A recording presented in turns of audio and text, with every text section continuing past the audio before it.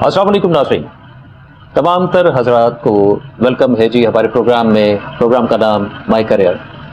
नाज़रीन, बहुत सारी रिक्वेस्ट हमें मौसूल हुई इस प्रोग्राम के हवाले से। जैसे आप सब लोग जानते हैं कि हमारा कुछ अर्सा पहले ये प्रोग्राम चलता था और बहुत ज़्यादा मकबूलियत की तरफ जा रहा था। वो अचानक कुछ तब्दीलियों की बिना पर जो है प्रोग्राम ज़रा थोड़ा सा हमें हटाना पड़ा। लेकिन चूँकि अवाम की पुरजोर फरमाइश है जी कि इस प्रोग्राम को चलते रहना चाहिए और आगे चलकर लोगों की हेल्प के लिए बहुत कारामदी हो सकता है, तो उसी सिलसिले को हम लेकर आपके सामने आए हैं। उम्मीद है आपको ये प्रोग्राम पसंद भी आएगा और आपके लिए बेहद मुफीद साबित होगा। आज चूँकि इस सिलसिले का पहला प्रोग्राम है, तो हम इस प्रोग्राम का इफ्तिताह ऐसी पर्सनालिटीज़ के साथ कर रहे हैं। मैं समझता हूँ कि हमारी सोसाइटी में इन जैसी पर्सनालिटीज़ का होना एक नेमत से कम नहीं है और इनकी अफादियत मैं आपको वक्तन फ़वक्तन बताता भी रहूँगा और इनकी ज़ुबानी भी हम सुनेंगे। तो आज के प्रोग्राम्स में हमारे जो तीन गेस्ट आए हैं उनका बतारुफ करवा दूँ। सबसे पहले हमारे पास है जी काशिफ इफ्तिखार साहब। काशिफ साहब प्रेसिडेंट हैं जी टेक्निकल कॉलेजेस एसोसिएशन के, और इनकी जितनी अनथक मेहनत है इंशाअल्लाह ताला आप खुद इसको रियलाइज़ करेंगे कि इन्होंने कितना अच्छा काम किया। इसके साथ हमारे पास अगले मेहमान हैं जी हमजा काशिफ साहब। ये आईटी स्पेशलिस्ट है।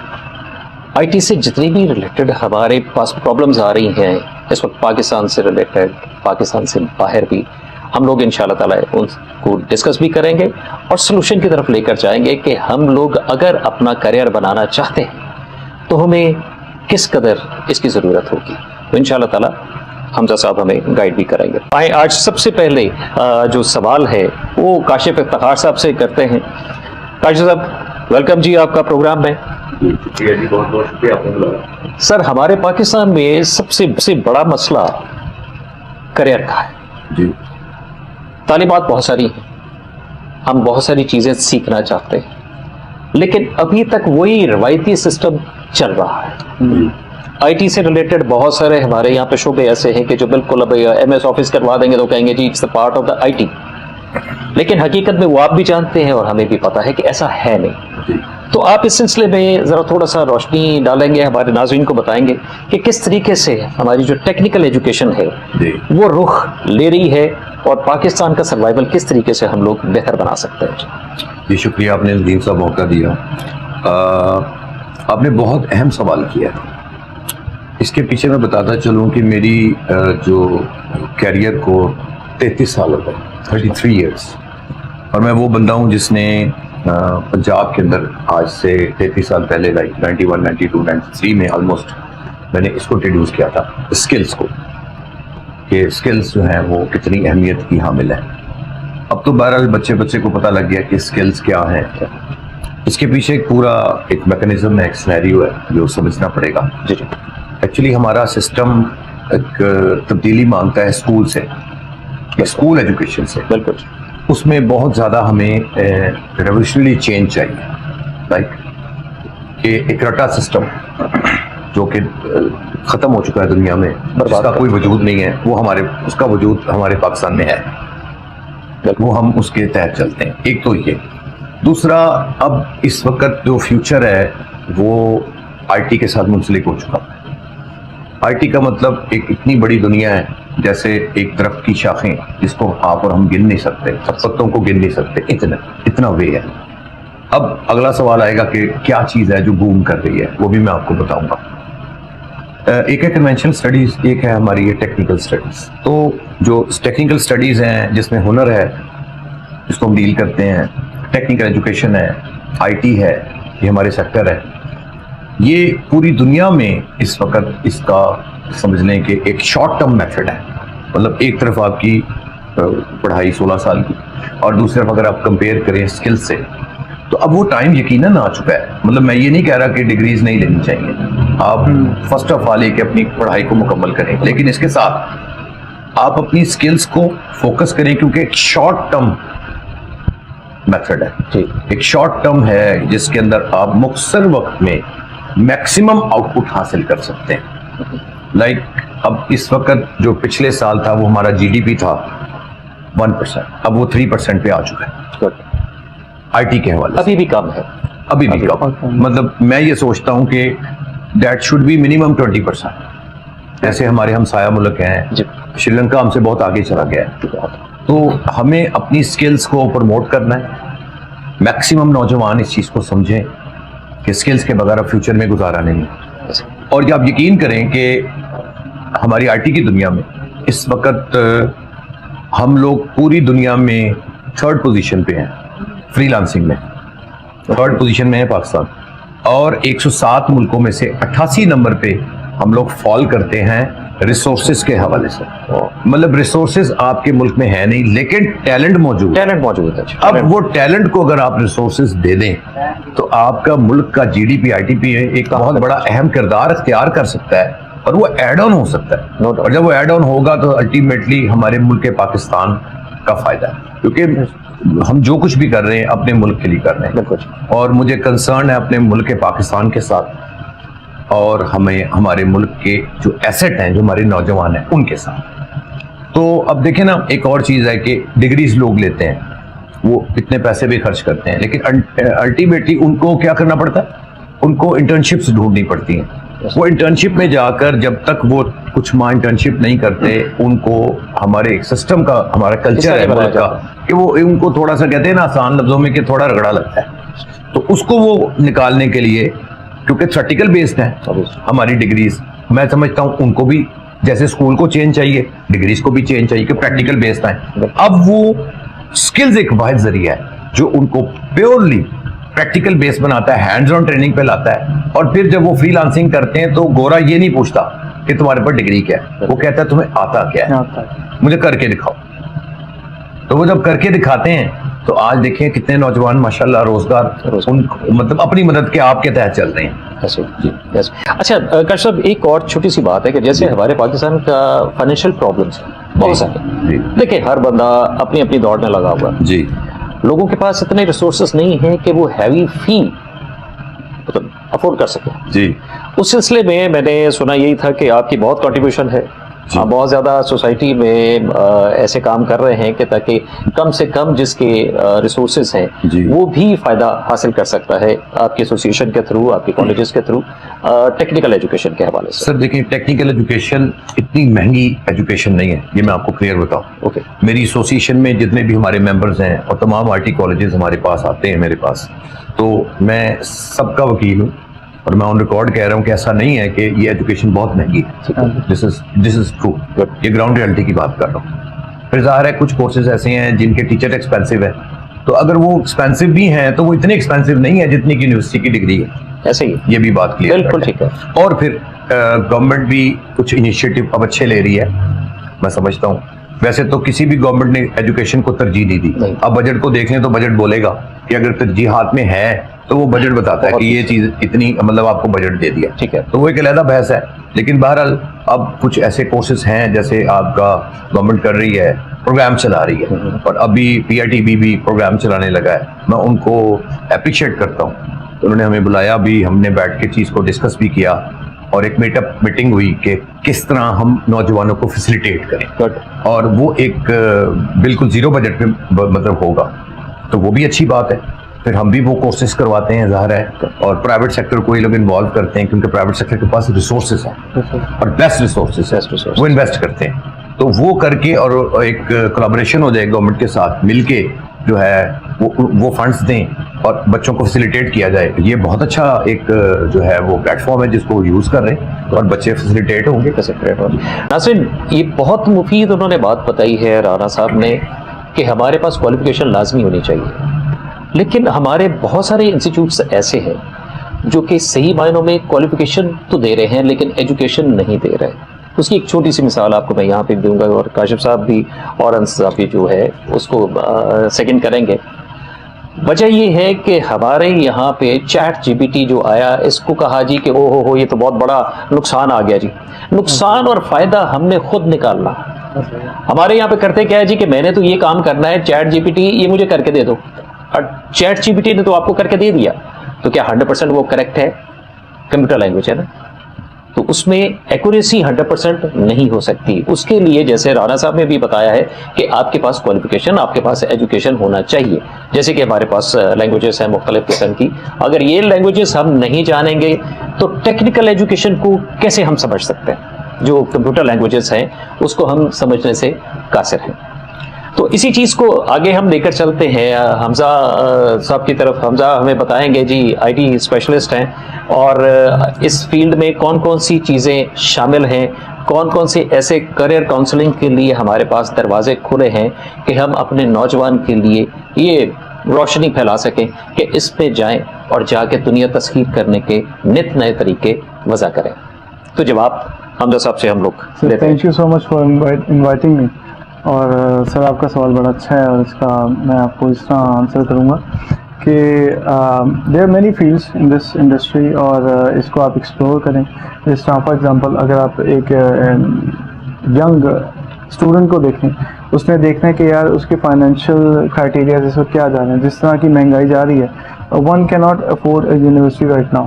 लेकिन अगर आप ऑनलाइन सॉफ्ट स्किल्स को देखें, ऑनलाइन फ्रीलांसिंग को देखें, फाइवर अपवर्क के ऊपर जाके उसको अपने फील्ड्स को एक्सप्लोर करके अपनी सर्विसेज को दे सकें, तो वो बहुत बेहतर होती हैं। उसके अंदर फिर आगे जब आप आफ्टर इंटरमीडिएट देखते हैं तो आपके पास जो है मल्टीपल ऑफ फील्ड्स, जिसमें आपका BScs है, BSSC है, BSIT है, फिर AI आ गया, रोबोटिक्स आ गया, साइबर सिक्योरिटी आ गया, क्लाउड कंप्यूटिंग आ गया। तो one can explore many fields. इसके अंदर फिर आगे क्राइटेरियाज आते हैं कि पहले ज़माने के दौर में डेवलपमेंट का फेज था, अब हम डेवलपमेंट से थोड़ा सा आगे आ गए।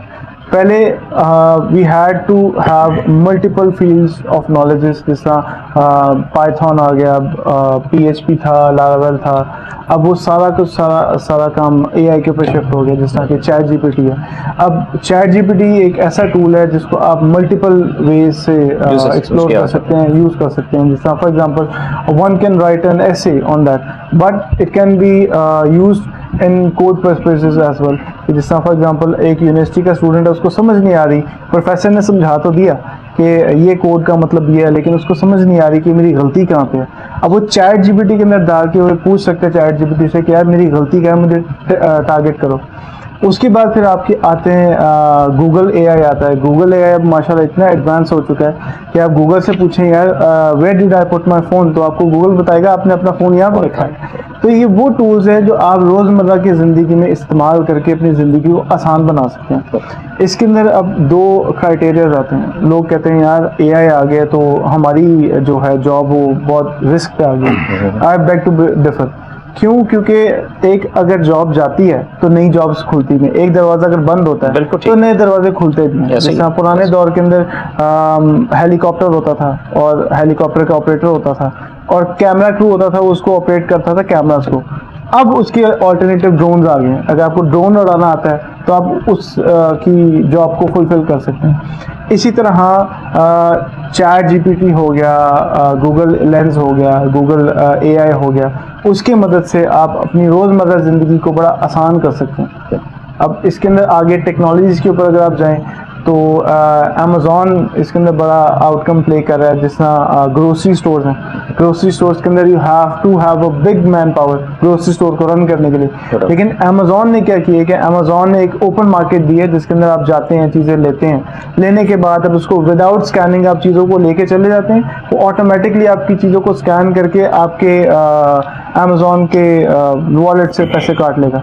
ये जेफ बेजोस ने बड़ा अच्छा आइडिया लिया। उसके बाद फिर आपका इलॉन मस्क आता है, उसने न्यूरलिंक को इंट्रोड्यूस किया। न्यूरलिंक एक ऐसी चीज़ है जो आपके दिमाग के अंदर चिपसेट डालेंगे और जो आप थॉट सोच रहे होंगे वो उसके ऊपर इम्प्लीमेंटेशन करना शुरू कर देगा। उसके बाद फिर आपके आते हैं जेफ बेजोस जो है अमेज़ॉन के, उन्होंने और टेक्नोलॉजीज इंट्रोड्यूस की हैं। फिर आपके मार्क ज़करबर्ग हैं, मार्क ज़करबर्ग ने मेटावर्स की टेक्नोलॉजी को इंट्रोड्यूस किया। मेटावर्स क्या चीज़ है? It's ample of technology, social media सारा उसके जो है सोशल ना, मीडिया आता अंदर है। उसके अंदर उन्होंने एक और चीज़ इंट्रोड्यूस की जिसके अंदर आप गूगल लेंस या उनके लेंस, फेसबुक का लेंस पहनेंगे और आप एक दूसरी वर्चुअल दुनिया में चले जाएंगे। ऐसे ही। तो सर ये टेक्नोलॉजीज अब आहिस्ता आहिस्ता आती जा रही हैं। आजकल की यंग जनरेशन को ये देखना है कि अब जो टेक्नोलॉजी शिफ्ट आ रही है उसके अंदर वो रह के उसको किस तरह इंट्रोड्यूस कर सकते हैं अपनी रोज़मर्रा ज़िंदगी में इस्तेमाल करके, और उसको किस तरह आगे इस्तेमाल कर सकते हैं। यानी आपका मतलब है कि पैराडाइम्स जो है ना, it's going to be changed sir very much right, overnight में जो है वो पैराडाइम्स चेंज होते जा रहे हैं। ड्रास्टिकली। और ये नाजरीन बड़ी थॉटफुल चीजें हैं, आप लोगों को इस बारे में सोचना है।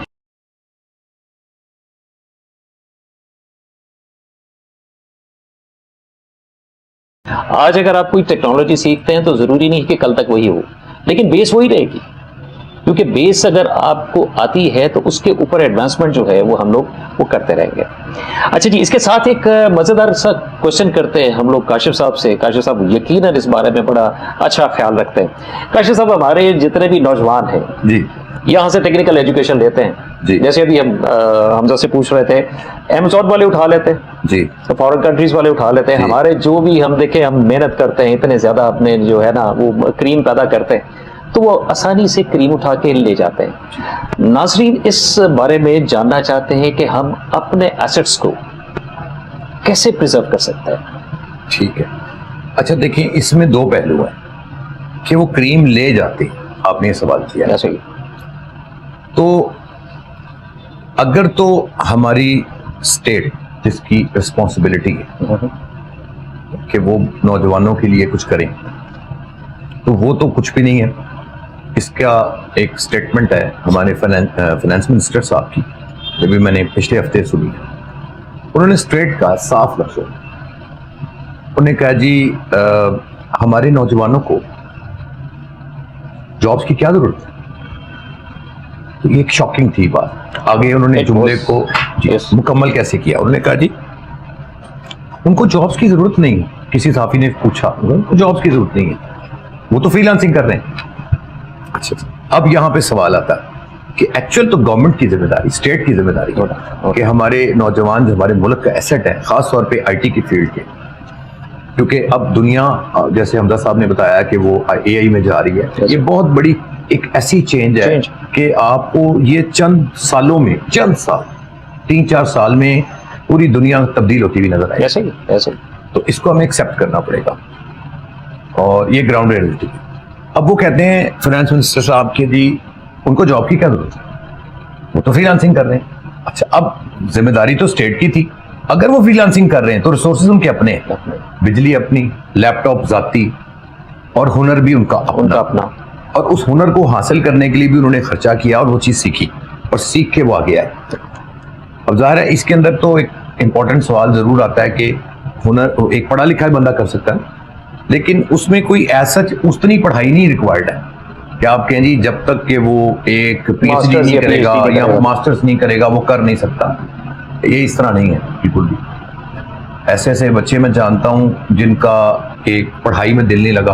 क्यों नहीं लगा? एक रटे वाले सिस्टम से निकल गए, लेकिन उनका माइंड टेक्निकल में चला और वो डेवलपमेंट भी कर रहे हैं, वो सारा कर। अब अमेज़न या शॉपिफाई या ईबे या जितने भी प्लेटफॉर्म्स हैं, फाइवर वगैरह, वो आपकी क्रीम ले जा रहे हैं।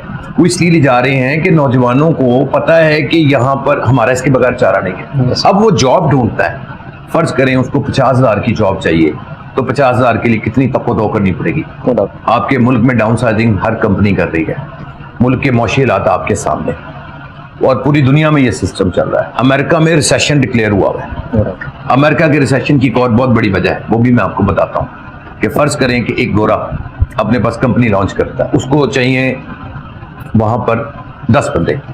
वो कहता है मैं 2 बंदे रखता हूँ $5,000 के, और अगर 10 रखूंगा तो $50,000 तो मुझे चाहिए, मैं ये बाकी 8 बचा लेता हूँ, 40,000 बचा लेता हूँ, और अपना सारा काम वो आउटसोर्स कर रहा है। वो आउटसोर्स कहाँ हो रहा है? हमारे मुल्क में, एशिया में, श्रीलंका कर रहा, बांग्लादेश कर रहा, इंडिया कर रहा, हम कर रहे हैं for the sake of the peanuts जी।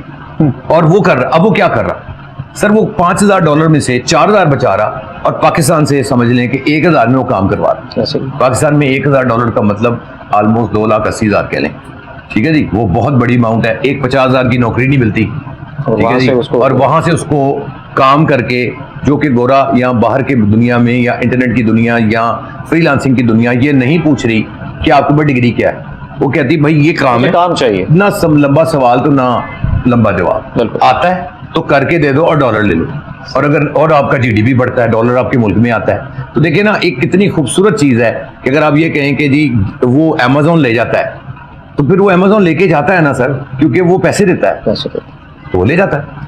नाज़रीन, ये बहुत कीमती बात बताइए काशिफ साहब ने कि हमारे एसेट्स ऐसे रूट नहीं हो जाते, जी ब्रेन ड्रेन हो रहा है हमारा। और जितने भी लोग इस प्रोग्राम को देख रहे हैं, खासकर जो नौजवान तबका है, मैं उनसे रिक्वेस्ट करूंगा कि आपके पास ऐसी ऐसी स्किल्स हैं, ऐसा ऐसा टैलेंट है कि जिसको यूटिलाइज कर सकते हो। यूज नहीं करना, यूटिलाइज करो। अगर आप यूटिलाइज करते हो तो यहाँ बैठे बैठे आपका दुबई से ज्यादा रेवेन्यू जनरेट हो सकता है। बिल्कुल सही। और ना सिर्फ ये वाला, अब आप ज्यादा समझदार हो गए हो। हमारी पीढ़ी से अगली वाली जो पीढ़ी है वो ज्यादा समझदार है, क्योंकि वो ज्यादा प्रैक्टिकल है। अब जितने भी आप इर्द गिर्द जितने भी इंस्टीट्यूट्स देख रहे हो, वहां आप एक दफा गहरी नजर रखो कि ये आया कि हमें वहां से आउटकम वो मिल रही है जिसके लिए हम तलाशी हैं। अगर तो मिल रही है तो गो फॉर इट, अगर नहीं तो गेट असाइड, क्योंकि वो आपके हक में बेहतर है। इसके बाद मैं हमजा साहब को एक छोटी सी तकलीफ देना चाहूंगा कि वो हमारे नाजरीन को बताएं कि किस तरीके से हम अपनी प्रोडक्ट, ये बहुत कीमती सवाल है जी, हमारी जो प्रोडक्ट है, हमारे जो लोकल यहाँ पे मैन्युफैक्चरिंग है, इसकी इतनी बड़ी दुनिया है, इतने बड़े बायर्स हैं पूरी दुनिया में।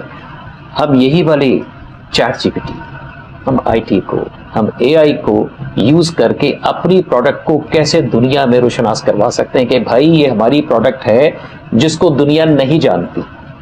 तो उस सिलसिले में हम देखते हैं कि हमजा साहब क्या इरशाद फरमाते हैं जी। सर, ऑनलाइन की दुनिया इस वक्त बहुत ड्रास्टिकली अपग्रेड हो रही है। अब जो आप कह रहे हैं कि ऑनलाइन जाके आपने एक ग्लोबल मार्केट को टच कैसे करना है, उसके अंदर टूल्स आते हैं, जिसमें सबसे पहला आपका टूल है फेसबुक मार्केट प्लेस है, उसके बाद फिर आपका शॉपिफाई है, it's Amazon. Digital media marketing के लिए आपका इंस्टाग्राम है, ट्विटर है, लिंक्डइन है, इट्से है। तो इसके अंदर जाके आप अपनी प्रोफाइल्स बनाते हैं, अपने बिजनेसेस बनाते हैं, आपकी प्रॉपर एलसीज बनती हैं, आप you know how to run a business online.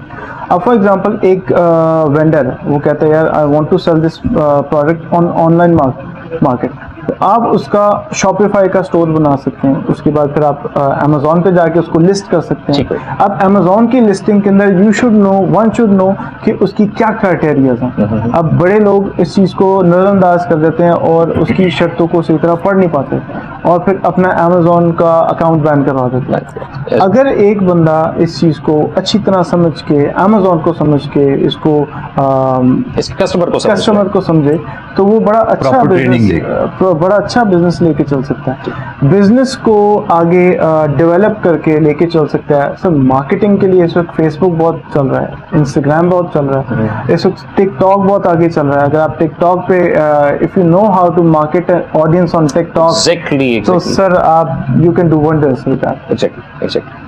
सो काशिफ साहब जी, इस सिलसिले में आप थोड़ा सा मुझे हमारे नाज़रीन के लिए बता देंगे कि एक आम आदमी को बरसरे रोजगार बनने के लिए जो स्किल्स बेसिक रिक्वायर्ड होती हैं, वो कितने अरसे में वो सीख सकता है और अपने पाँव पे खड़ा हो सकता है? ये बहुत हॉट इशू है जो मुझे अभी भी सवाल भी आया जी, तो उस हवाले से मैंने कहा जी आपसे लाजमी तौर पर पूछा जाए। जी बिल्कुल ठीक है जी। देखें, इसमें कुछ स्किल्स चाहिए आप, like digital marketing, then web development.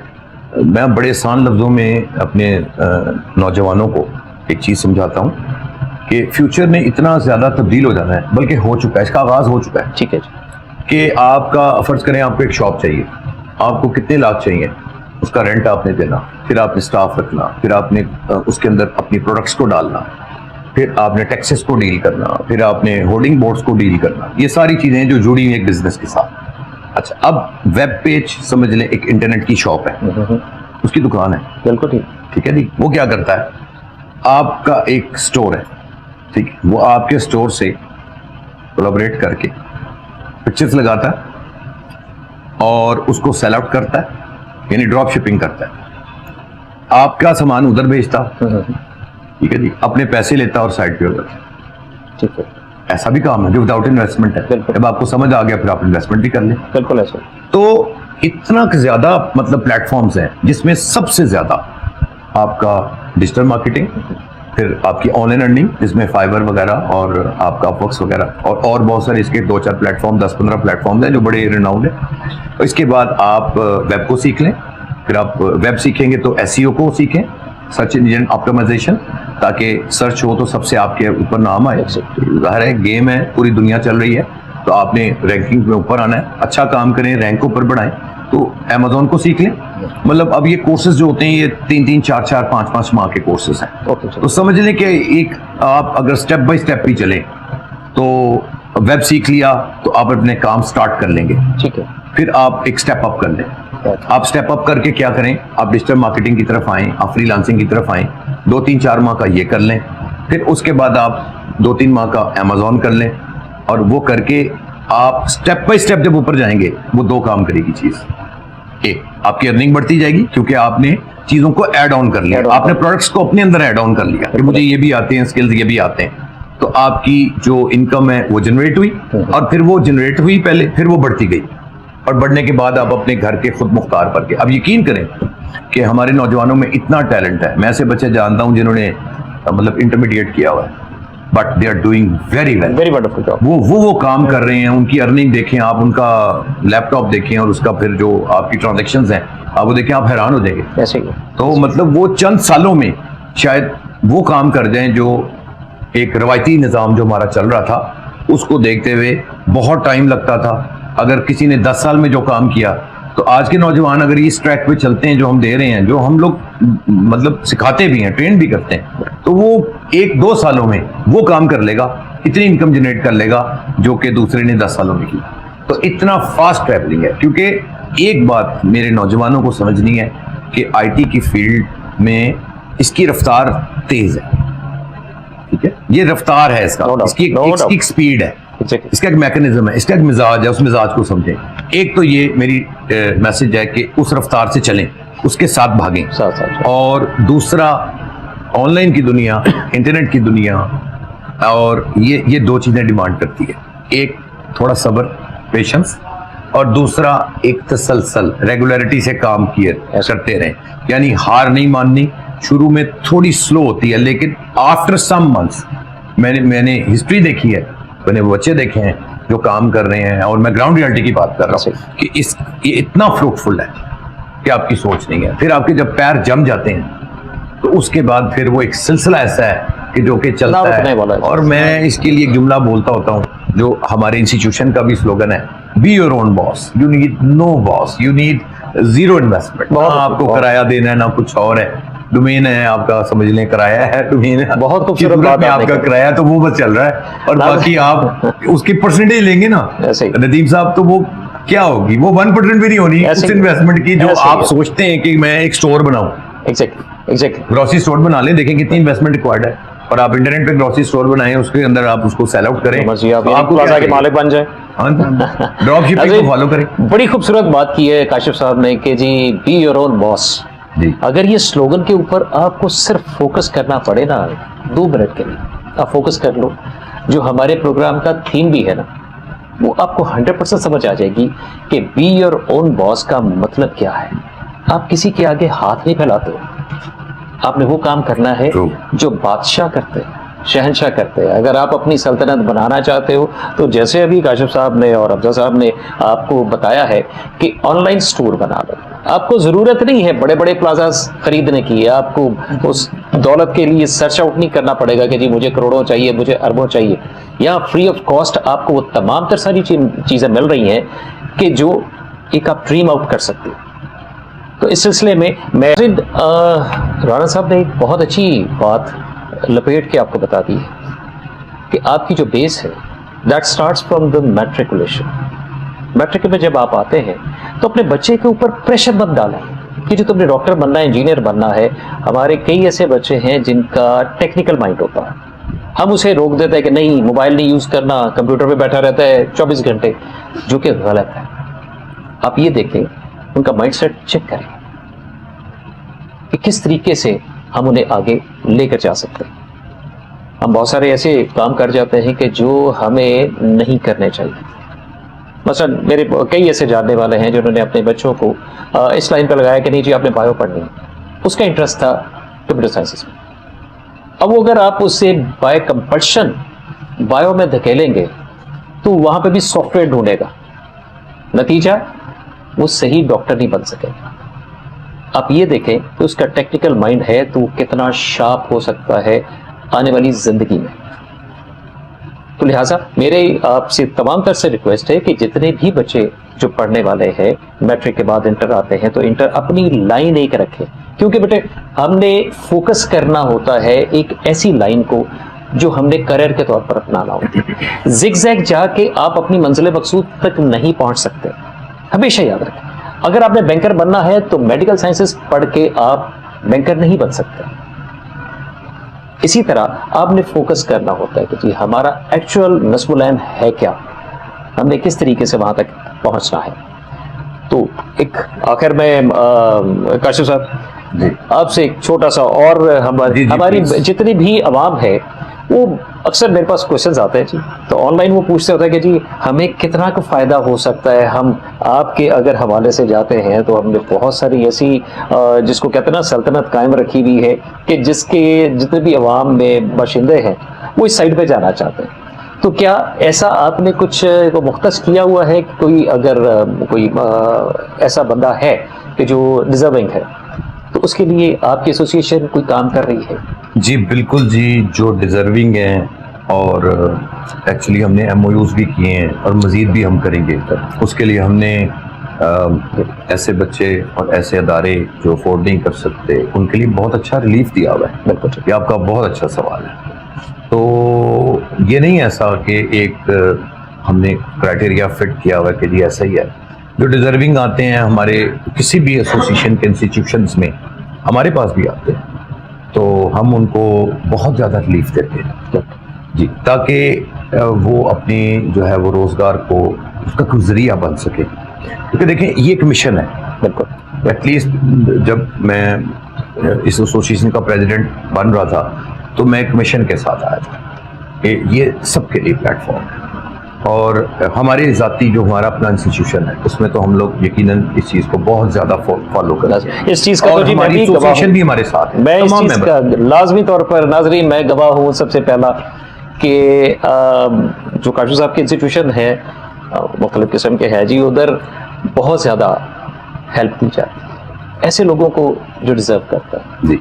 तो मैं 2-3 केसेस तो ऐसे जानता हूं जो मेरे सामने इन्होंने बड़ा बहुत अच्छा रिलीफ दिया, और माशाल्लाह आज वही बच्चे जिनके सर पे बाप का साया नहीं रहा, माँ का साया नहीं रहा, लेकिन इन्होंने टेक्निकल एजुकेशन उसको इस कदर प्रोवाइड कर दी कि वो आज घर बैठे अपना रोज़गार कमा रहे हैं। तो आजकल के दौर में जो आपको रोज़ी रोटी कमाना सिखा दे, मेरा ख्याल है कि बहुत बड़ा काम होता है। उम्मीद करता हूँ आपको प्रोग्राम पसंद भी आया होगा।